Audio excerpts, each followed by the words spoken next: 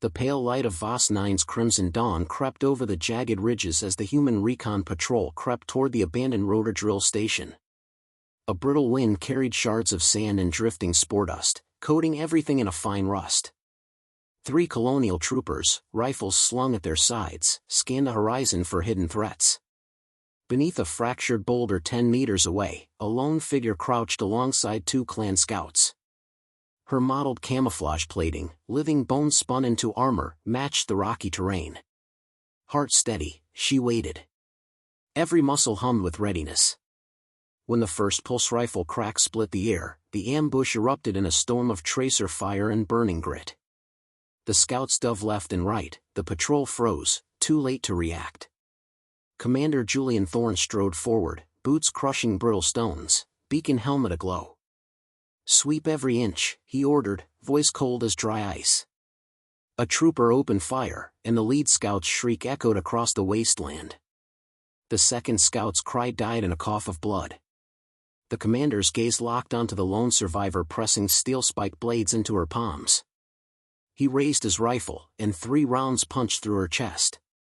She collapsed, limbs splayed, eyes dimming beneath a sheen of spore powder.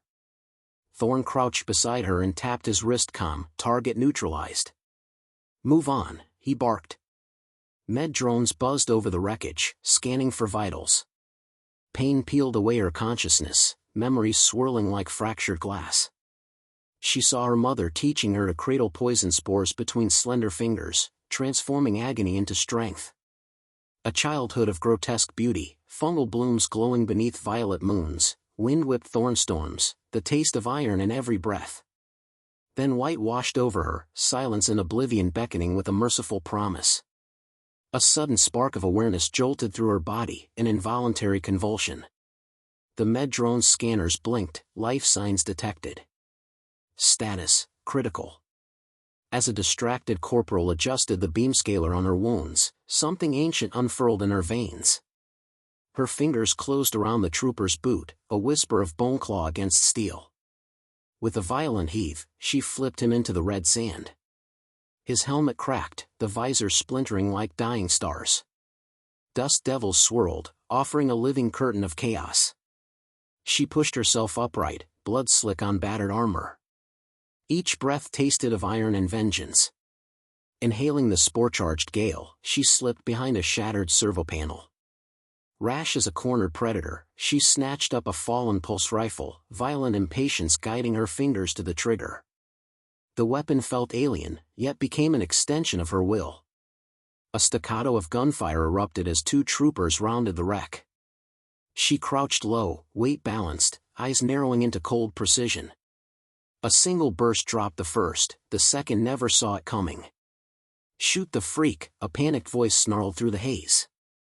Bullets chipped at the ground as she darted between molten stone and drifting ashes, blade and rifle weaving a deadly dance.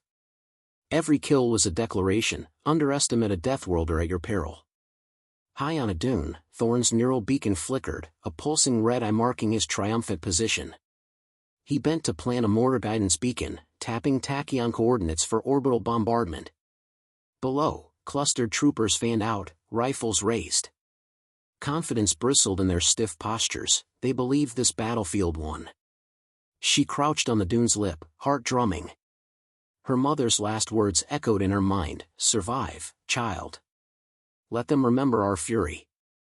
With one fluid motion born of muscle memory, she launched herself over the ridge. Sand erupted like blood as her bones coiled and uncoiled in lethal precision. The rifle's barrel gleamed, blade singing with hungry light. Even before Thorne could shout a warning, the Deathworlder scout hurtled toward him, a whirlwind of living armor and relentless purpose. Time stretched thin as the 2 figures converged beneath the dying sun. The chapter ends on that razor's edge moment, a lone warrior, reborn through pain and rage, descending upon the man who dared consign her to death. The dune's edge vibrated beneath Nahiri's descent. Her blade, streaking silver against fading light, struck true, Commander Thorne's neural helmet shattering in a burst of sparks. He pitched forward, the sand swallowing his final gasp. For a heartbeat, time hung suspended, the troopers froze, rifles trembling as their leader sprawled pitifully in crimson-dusted grit. A guttural cry tore from Nahiri's throat, raw and resonant. It echoed over the blasted plain, reverberating off jagged rock spines. Panic ignited among Thorn's forces. One trooper fumbled his rifle, another stumbled backward, boots skidding on loose shale. In their chaos, pulse rifle fire snapped around her, but each burst met only empty air. The ambush had collapsed, and their prey stood unbowed. Amid the turmoil, a faint whimper drifted from beneath a crumpled transport crate. Nahiri paused, every instinct taut.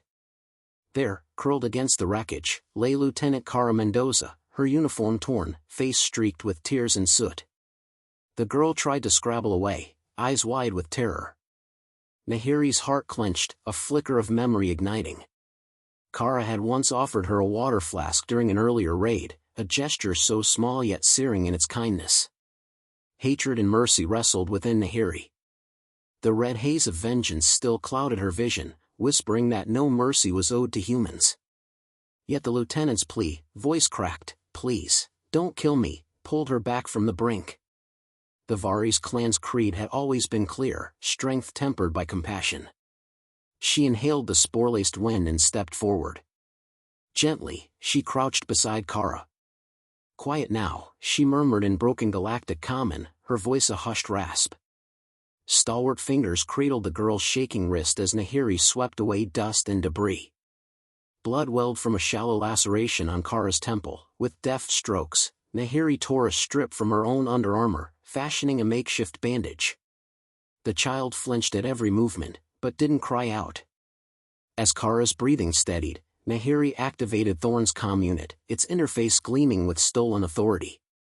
She paused only to consider her words, then keyed the broadcast. In calm, translated tones, the message rolled across every human frequency for 60 kilometers. "Your death squads have been annihilated. Withdraw all forces, or face total obliteration." Static crackled in response, followed by panicked replies. Somewhere beyond the dunes, transport engines thundered to life, reinforcements, already en route.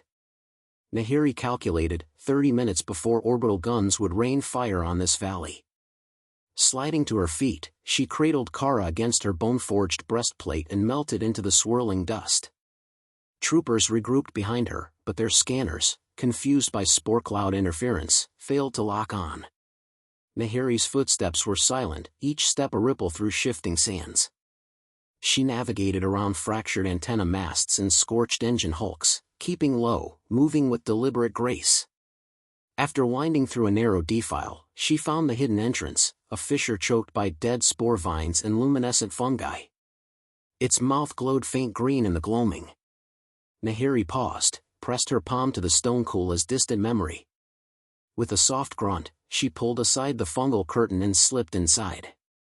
The cavern's interior was drenched in bioluminescent light. Tendrils of luminescent mold arched overhead, casting kaleidoscopic patterns on the walls. Cara blinked against the surreal glow, leaning into Nahiri's side. "Where are we?" she whispered. "In safety," Nahiri replied, voice softer than before. She settled the girl onto a bed of mossy growths and produced a small, seed-like pod from a hidden pouch.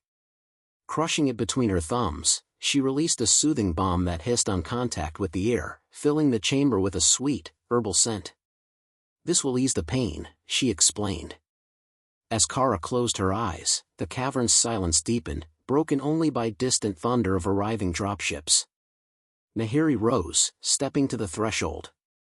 Through the spore-laden mouth of the cave, she watched the first glint of metal against the red sky. Her clan would soon gather at her signal. Pulling a spiral horn carved from fossilized bone, she lifted it to her lips. The low, haunting note unfurled over the plain, summoning hidden warriors from every crevice and hollow. They would come, ready to defend, to reclaim, to survive. And as the twin suns dipped below the horizon, Nahiri vowed, not merely to survive, but to reshape this war through fear, and, perhaps, through the fragile ember of mercy she had kindled tonight. Night's hush shattered as Nahiri emerged from the cavern's mouth, a phantom leader silhouetted against the scarlet sky. Behind her, Lieutenant Cara Mendoza stumbled, clutching the bandaged wound on her temple. Nahiri's horn call had summoned every Varys clan warrior hidden across the blasted valley. Now, they fanned out in disciplined formations, bone-forged blades strapped to their backs, pulse rifles slung in readiness. Above, the dull roar of human dropships sliced through the air. Searchlights pierced the settling dust, sweeping like vultures seeking carrion. Nahiri signaled to her warriors with a raised hand. Without a sound, squads melted into rocky gullies and ruined transport hulks. The ambush was set. "Stay close," Nahiri murmured to Kara, voice low yet firm. The girl nodded, fear tempered by resolve.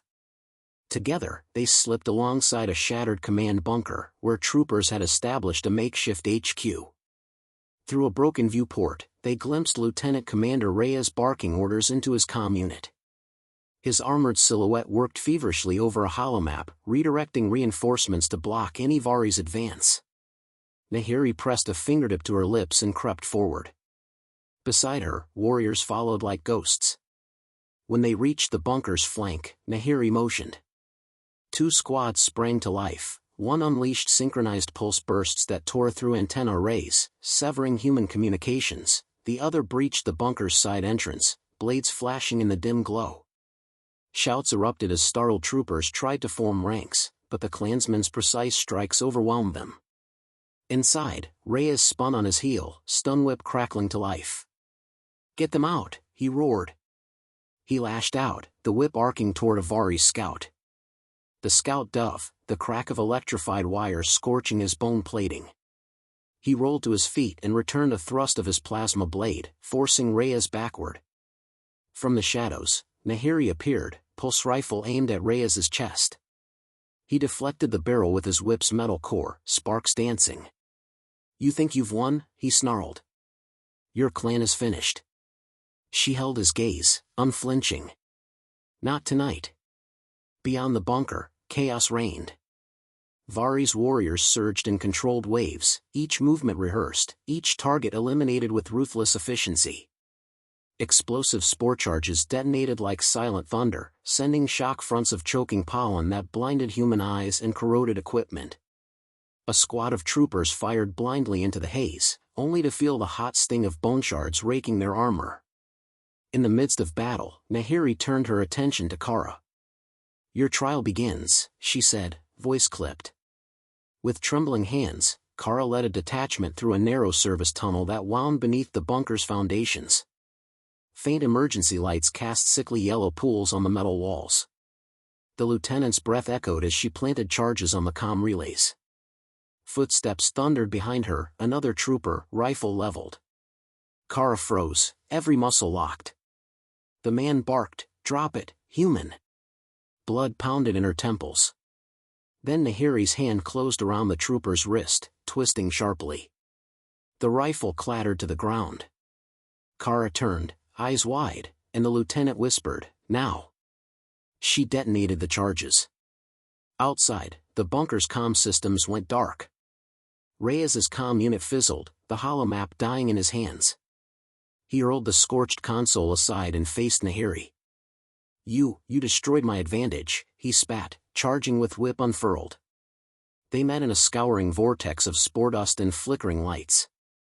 Reyes attacked with brutal swipes, each crack of his whip a promise of agony. Nahiri deflected blows with her rifling rod, every block testing her endurance. She countered with strikes of her blade, one nit grazing his gauntlet, another chipping away at reinforced plating. A lull hung between them as they circled across broken concrete tiles. Reyes narrowed his eyes.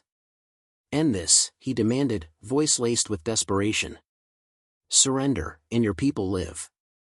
For a heartbeat, Nahiri paused, heart pounding. She glanced at the horizon, scattered human survivors cowering, Varys warriors holding their lines with disciplined vigilance. Mercy and vengeance waged war within her chest. Kara's voice drifted up from below, "Command ship, set to fire." Alarm lights bathed the battlefield in crimson. Dropships readied ordnance, locked onto coordinates transmitted before the comm blackout. A wave of panic swept through the clansmen. Nahiri clenched her jaw. She could end Reyes here, could decapitate the human command structure in one swift motion.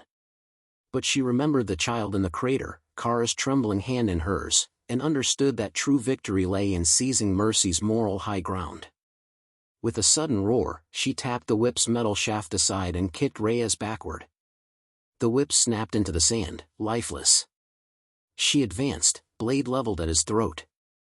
"This war ends tonight," she declared, voice resolute. "Not with your death, but with your surrender." Reyes stared up, chest heaving, then dropped to one knee, lowering his whip. Around them, Vari's warriors halted their assault, eyes flicking from Nahiri to Reyes.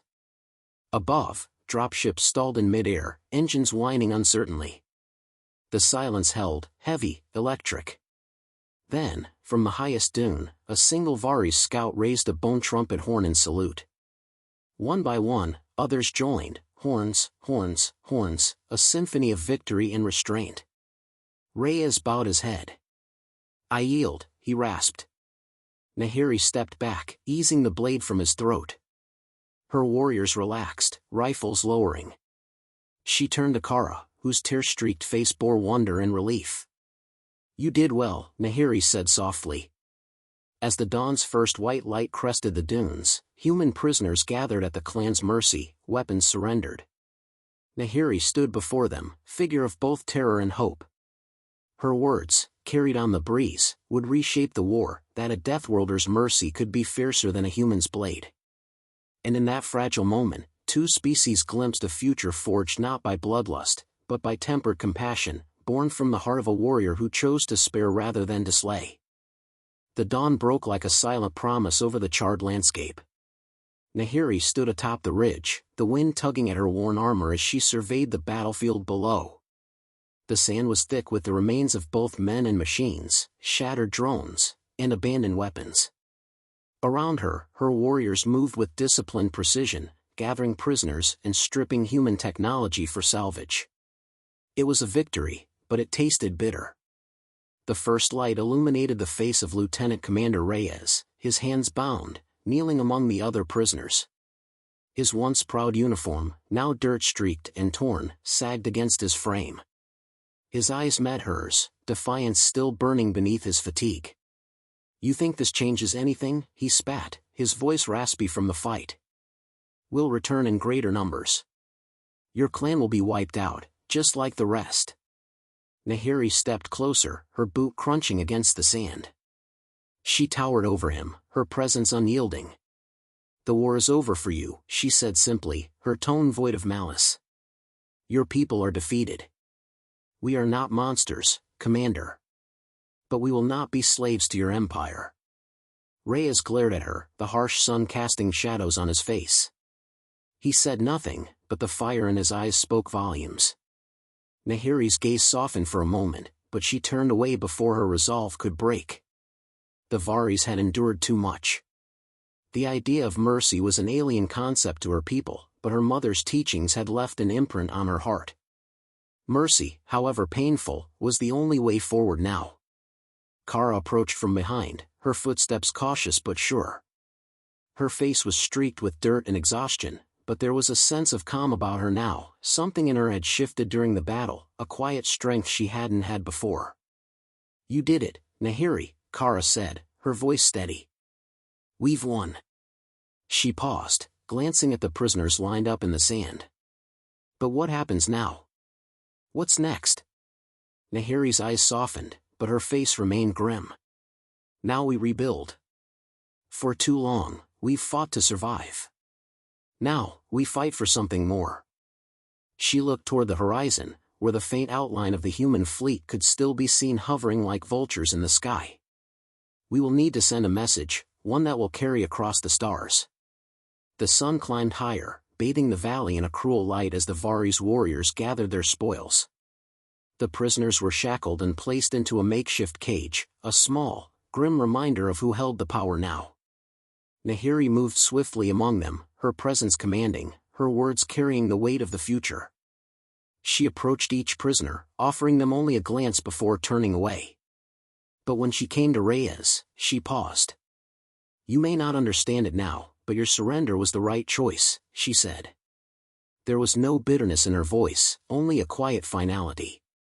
Live to see your people's reckoning. That is your sentence. Reyes lifted his head, his jaw tight, but he said nothing. The human commander's pride was unbroken, even in defeat. Nahiri respected that, but she would not allow it to cloud the path ahead. Turning her back on the prisoners, she motioned for Kara to follow her. They climbed to the highest ridge, where the last remnants of the Vari's scouts awaited.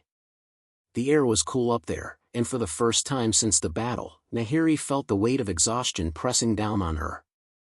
Kara stood beside her, watching the clansmen gather in a circle. "What do you want them to know?" she asked softly. Nahiri took a deep breath, watching as the warriors knelt, their heads bowed in respect. The air smelled of ozone and dust, the scent of a hard-fought victory. "I want them to know that we are not a people of endless revenge," Nahiri said, her voice low and determined. "We've fought for our land, for our freedom. But we will not be defined by the hatred of our enemies. We will rebuild, and we will do it our way." She glanced over at Kara, who watched her with wide eyes, understanding dawning. "You're not just saving us, are you?" Kara asked, a faint smile tugging at the corner of her mouth. Nahiri's lips quirked. "I'm saving everything that's left. Including you." Kara nodded, her hand unconsciously moving to the small wound on her temple. I never thought this is what it would be like." She looked down at the prisoners again. "We won, but it doesn't feel like it." Nahiri understood. Victory was hollow when it was built on destruction. But in the end, it wasn't just about the battle, it was about how they moved forward. "The war is never as simple as we imagine," Nahiri said. "But now we have the chance to shape it. To change the story." She turned toward the gathered clan, her warriors now silent and attentive. The time had come. "Listen to me," Nahiri said, raising her voice so that it carried across the wind. "This is not just a victory. This is our beginning. Our people have suffered for too long, but no longer. We will rebuild what was broken. And we will offer peace to those who seek it, as much as we will offer strength to those who challenge us." The warriors exchanged glances, the weight of her words sinking in. Nahiri stood before them not just as a leader, but as a symbol of the change that was coming. "But we cannot do it alone," she continued. "Humanity has tasted our wrath. They know what we are capable of. But it is time for them to understand that we are not here to conquer. We are here to protect. And if they want peace, they will have to accept that peace comes with a price." She paused, letting the words settle. The clansmen shifted, their expressions solemn. "We begin with the prisoners," she said, her gaze falling on Reyes, still kneeling among the others. "We offer them a choice, live as captives, or return to their fleet with the knowledge that they were spared. But no more will we fight for land. No more will we fight for a future built on bloodshed. We fight for the future, for freedom, for survival." Her voice hardened with resolve. "And if they choose war again, then we will fight until the last breath. But that is not our hope. Our hope is peace." Nahiri's words hung in the air, heavy with promise and warning. The warriors stood in silence, their faces unreadable. But she knew the truth of it, this was not the end. It was only the beginning.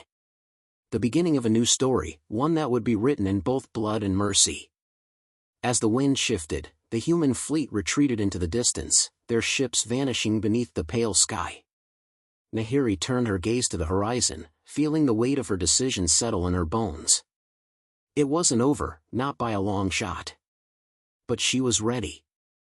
They all were.